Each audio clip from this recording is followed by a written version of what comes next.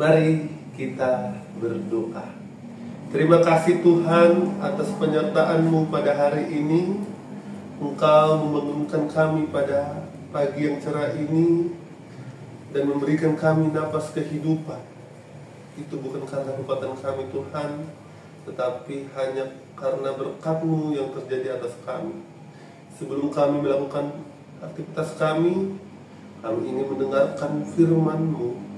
Kiranya firman-Mu bisa kami lakukan di dalam kehidupan kami sehari-hari. Di dalam nama anak-Mu, Tuhan Yesus Kristus, kami berdoa dan mengucap syukur. Amin. Amangina, remaja Naposubulung yang terkasih dalam Kristus Yesus, firman Tuhan yang menjadi renungan bagi kita tertulis dalam Ulangan 8 ayat 3. Demikianlah bunyinya.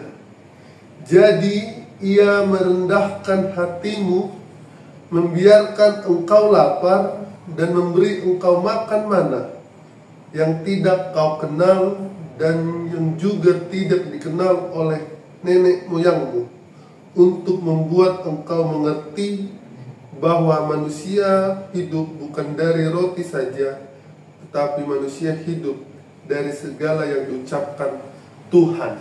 Demikianlah pembacaan firman Tuhan. Amang ina, remaja Naposubulung yang terkasih di dalam Kristus Yesus, menurut kita apa itu berkat? Coba kita refleksikan di dalam hati kita, apa itu berkat? Pada umumnya, berkat merupakan pemberian Tuhan yang membuat hati kita senang atau bahagia. Sehingga ketika kita berpikiran bahwa berkat itu ialah harta, tahta, dan warisan yang membuat kita bahagia. Akan tetapi yang menginap, berkat bukan hanya pemberian Tuhan yang membuat hati kita senang. Tujuan Tuhan memberikan kita berkat bukan hanya membuat kita bahagia, tetapi juga berkat merupakan suatu pemberian Tuhan yang membuat kita untuk berkembang, yang membuat kita untuk berkembang hidup untuk lebih baik lagi. Nah, kadangkala mengingat remaja Naposubulung, kita sebagai manusia tidak suka yang namanya dinasihati, tidak suka yang namanya dikritik atau dicap dengan omongan-omongan orang. Amangina, remaja Naposubulung yang terkasih dalam Kristus Yesus, dalam Ulangan 8 ayat 3 ini menjelaskan bahwa bangsa Israel salah paham tentang berkat Tuhan. Mereka beranggapan bahwa berkat Tuhan hanyalah untuk menyenangkan hati manusia. Berkat Tuhan hanya untuk membahagiakan hati manusia. Akan tetapi melalui nas ini, Musa menasihatkan bangsa Israel bahwasannya berkat Tuhan bisa bertujuan untuk mengembangkan karakter kita bisa mengembangkan potensi diri kita melalui nasihat-nasihat atau firman Tuhan.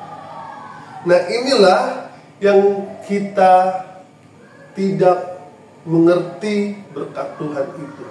Kita sama saja beranggapan seperti bangsa Israel yang menganggap bahwa berkat Tuhan itu untuk menyenangkan diri kita, hanya untuk membahagiakan diri kita saja. Tetapi melalui firman ini kita diingatkan bahwasannya berkat Tuhan itu bisa berupa nasihat, bisa berupa teguran, atau bisa berupa kritik. Makanya diajarkan dalam nats ini bahwa hidup manusia bukan berasal dari roti saja, tetapi melalui firman Tuhan. Amangina, remaja Naposebulun yang terkasih dalam Kristus Yesus, apa yang kita bisa pelajari dalam nats ini? Dalam nats ini kita bisa belajar bahwasannya kita harus siap dinasihati.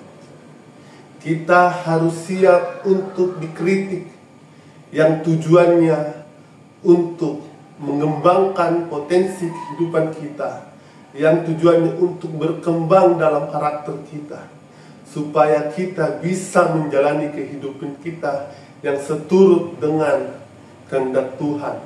Firman Tuhan bukan hanya kita dengar di gereja. Firman Tuhan bukan hanya kita dengar di sosial media saja, tetapi bisa melalui kritikan, bisa melalui nasihat orang lain.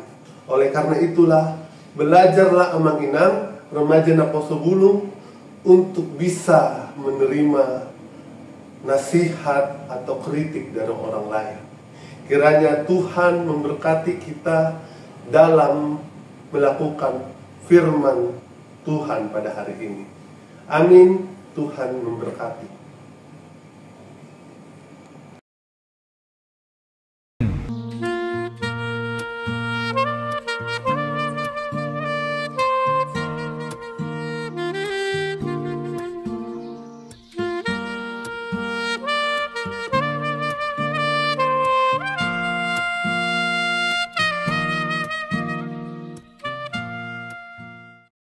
Kasih karunia dari Tuhan Yesus Kristus, serta kasih setia Allah Bapa dan persekutuan Roh Kudus memberkati dan menyertai kamu sekalian hari ini, esok, dan sampai selama-lamanya. Amin.